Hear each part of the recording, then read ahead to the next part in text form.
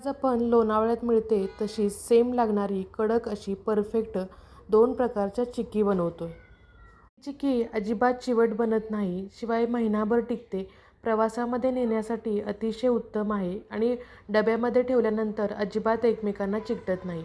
अगदी क्रंची छान बनते. ही चिक्की बनवण्यासाठी आपण सगळ्या वस्तू घरातल्याच वापरलेल्या आहेत आणि अगदी झटपट बनते. नमस्कार, मी सुषमा खूप खूप स्वागत करते तुमचं माझ्या किचनमध्ये. तिला आपण तिळाची चिक्की बनवतोय. तर तिळाची चिक्की बनवण्यासाठी गावठी तीळ घेतलेला आहे हा बिना पॉलिशचा. शिवाय हा मी सेंद्रिय गूळ घेतलेला आहे. हा गूळ खूप छान टेस्टला असतो आणि शिवाय मऊ असतो. हा साधा गूळ आहे, चिक्कीचा गूळ नाही आहे. हा आपण चिरून घेतलेला आहे. तर त्यासाठी 1 वाटी तीळ आणि 1 वाटी गूळ असं समान प्रमाणात आपण परफेक्ट प्रमाण घेतलेलं आहे. आता हे तीळ छान आपण भाजून घेणार आहोत. याचा कलर चेंज करायचा नाही. कमी गॅसवरती आपण तीळ छान भाजून घेणार आहोत. मला जर कडक चिक्की आवडत नसेल तर मऊ चिक्की आवडत असेल तर मऊ चिक्कीचा सुद्धा आपण अगोदरच व्हिडिओ अपलोड केलेला आहे. तो चॅनलवरती जाऊन तुम्ही पाहू शकता. छान तडतडायला लागल्यानंतर आपण ताटामध्ये काढून घेतलेले आहेत आणि पसरवून ठेवणार आहोत आणि थंड करून घेणार आहोत. चिक्की करताना तीळ पूर्ण थंड करून घ्यायचे, म्हणजे त्यामध्ये क्रंच चांगला येतो. आता आपली गडबड व्हायला नको म्हणून आपण पोळपाटाला अगोदरच तेल लावून घेणार आहोत आणि लाटण्यालाही तेल लावून घ्यायचं आहे. कढईमध्ये साधारण 2 चमचे तूप आपण घेतलेलं आहे आणि त्यामध्ये जो आपण गूळ चिरून घेतलेला आहे तो आपण वितळवून घेणार आहोत. इथं आपल्याला कडक चिक्की करायची आहे, त्यासाठी आपल्याला गुळाचा पाक करावा लागेल. त्यासाठी आपण गुळाचा पाक करून घेणार आहोत. यामध्ये मी पाणी अजिबात घातलेलं नाही. आता हा गूळ पूर्ण मेल्ट झाल्यानंतर आपण त्याचा पाक करून घेणार आहोत. मीडियम गॅसवरती आपण हा पाक करणार आहोत. खूप जास्त कमीही गॅस ठेवायचा नाही आणि खूप जास्त मोठाही ठेवायचा नाही. मीडियम गॅसवरती आपण हा पाक करणार आहोत. चिक्की चिवट बनणार की कडक बनणार हे पाकावरती डिपेंड असतं. त्यामुळे पाक परफेक्ट बनणं फार गरजेचं आहे. पाक करताना अजिबात लांब जायचं नाही, सतत ढवळत राहायचं गुळाचा पाक करताना. आता आपण चेक करून घेणार आहोत आपला पाक झाला आहे का. पाणी घ्यायचं एका वाटीमध्ये आणि त्यामध्ये 2-3 थेंब टाकून बघणार आहोत. जर गोळी झाली पाहिजे आणि ती गोळी चिवट झाली नाही पाहिजे, या पद्धतीची गोळी तयार झाली पाहिजे. म्हणजे गोळी झाल्यानंतर ती गोळी अशी कडक झाली पाहिजे, टनदिशी आवाज झाला पाहिजे. अशा पद्धतीची कडक गोळी झाली की मग तुमचा पाक झाला असं समजायचं. पाक करायला साधारण 10 मिनटं वेळ जातो. ही गोळी केल्यानंतर अशी कडक झाली पाहिजे, अशी आपण क्रंच आला पाहिजे त्यामध्ये. त्याच वेळेला आपण त्यामध्ये तीळ टाकणार आहोत. मिश्रण टाकल्यानंतर पटकन अशी गोळी तयार झालेली आहे आणि ती गोळी अशी पटकन तुटते घटदिशी. त्यावेळेला आपला पाक तयार झालेला आहे. आता आपण यामध्ये आपले जे तीळ आहेत ते आपण टाकून घेणार आहोत. गूळ करपला नाही पाहिजे याची आपण काळजी घ्यायची आहे. गूळ करपला तर कडवटपणा येऊ शकतो. यासाठी कमी गॅस ठेवायचा आणि यामध्ये आपण तीळ घालून घेणार आहोत. आता गॅस बंद करून घेतलेला आहे आणि आता आपण यामध्ये तीळ घालून हे मिश्रण मिक्स करून घेणार आहोत. छान गोळा तयार करून घ्यायचा आहे याचा. आता हे मिश्रण तयार झाले. हे तयार मिश्रण आपण पोळपाटावर काढून घेणार आहोत. खूप जास्त गरम होतो, त्यामुळे हात अजिबात लावायचं नाही. हाताला खूप जास्त चटका बसू शकतो. यासाठी सगळ्या गोष्टी चमच्यानं करायच्या आहेत. आता मी कलत्याला लागलेले जे मिश्रण आहे ते आपण चमच्यानं काढून घेणार आहोत. हे मिश्रण 2 ते 3 मिनिटांमध्ये थंड झाल्यानंतर आपण थोडंसं लाटणार आहोत. खूप जास्त गरम असताना सुद्धा लाटता येत नाही, मग ते चिकटतं सगळं मिश्रण. 2-3 मिनिटांनंतर छान असं हे थंड झालं आहे. खूप जास्त थंड करायचं नाही. गरम असताना म्हणजे थोडंसं कोमट झाल्यानंतर आपण हे लाटून घेणार आहोत. मिश्रण इतकं छान परफेक्ट आपलं तयार झालं आहे की अजिबात लाटण्याला किंवा पोळपाटाला चिकटत नाही आहे. अगदी परफेक्ट प्रमाण आपलं झालेलं आहे. शिवाय पाकही अगदी परफेक्ट झालेला आहे. लाटल्यानंतर आता हे मिश्रण थंड व्हायच्या अगोदरच आपण याच्या वड्या पाडून घेणार आहोत. कारण थंड झाल्यानंतर गूळ एकदम कडक होतो. आपल्याला ही कडक चिक्की बनलेली आपली. त्यामुळं आपण गरम असतानाच याच्या वड्या पाडून घेणार आहोत.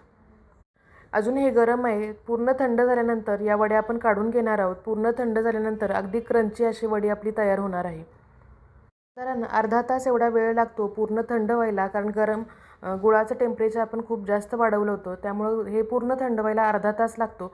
अर्ध्या तासामध्ये याला छान क्रंच येतो. एक 20 ते 25 मिनटं वेळ झालेला आहे. तर आता आपण ह्या वड्या काढून घेऊया. बऱ्यापैकी हे मिश्रण थंड झाले तर सगळ्या वड्या आपण काढून घेणार आहोत आणि पूर्ण खालच्या साईडनं पण थंड झाल्यानंतरच आपण या बरणीमध्ये भरणार आहोत. ह्या थंड झाल्यानंतर बरणीमध्ये भरल्यानंतर या वड्या अजिबात एकमेकाला चिकटत नाहीत. शिवाय महिनाभर अगदी छान क्रंची राहतात.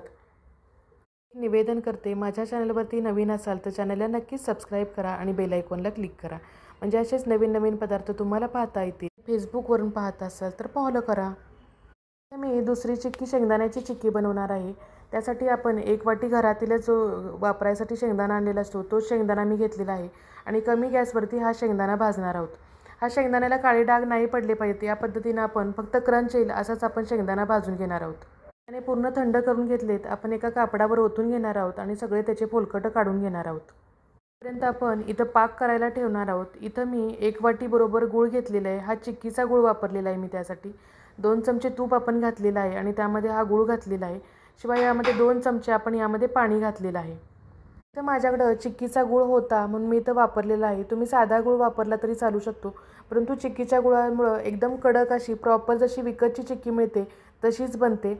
यासाठी चिक्कीचा गूळ नक्की ट्राय करा. बाजारामध्ये सध्या अवेलेबल आहे. तयार होतोय तोपर्यंत आपण शेंगदाणे तयार करून घेऊया. मी शेंगदाण्याची सालं काढून घेतलेली आहेत आणि पाकडून घेतलेले आहेत. शिवाय शेंगदाण्याचे 2 दाणे होतील, 2 बी तयार होतील असं आपण त्याला दाबून दाबून त्याचे 2 पाकळ्या तयार काढून घेतलेल्या आहेत. आता आपण पाक तयार झाला आहे का हे चेक करून पाहूया. चिक्की बनवताना जर चिक्कीचा गूळ वापरला तर हा पाक अगदी झटपट बनतो. 5 मिनिटामध्ये हा पाक तयार होतो. मी पाण्यात टाकून बघितलं थोडंसं मिश्रण तर अगदी मऊ आहे अजूनही. कडक झालं पाहिजे अगदी. त्यासाठी अजून आपण पाक तयार नाही झालेला. तोपर्यंत आपण यामध्ये अगदी थोडासा असा खाण्याचा सोडा घालणार आहोत. आपल्याला विकतची मिळते तशीच चिक्की बनवायची. यासाठी मी थोडासा यामध्ये सोडा घातलेला आहे. सोडा घातल्यामुळं छान अशी चिक्की तयार होते. खुसखुशीत चिक्की बनते. आता हे मिश्रण मी आपला हा ट्रे आहे त्याच्यावरती लावणार आहे. त्यासाठी आपण त्याला तूप लावून घेणार आहोत. पोळपाटाला किंवा तुम्ही किचन ओट्यावरती जर लावलं तरी चालू शकतं. कारण की हा चिक्कीचा गूळ वापरल्यामुळं खाली चिकटून बसण्याचे जास्त चान्सेस असतात. परत एकदा आपण चेक करून घेऊया की आपला पाक तयार झाला आहे का. तर अजूनही मऊ गोळी असं मऊ झालं नाही पाहिजे.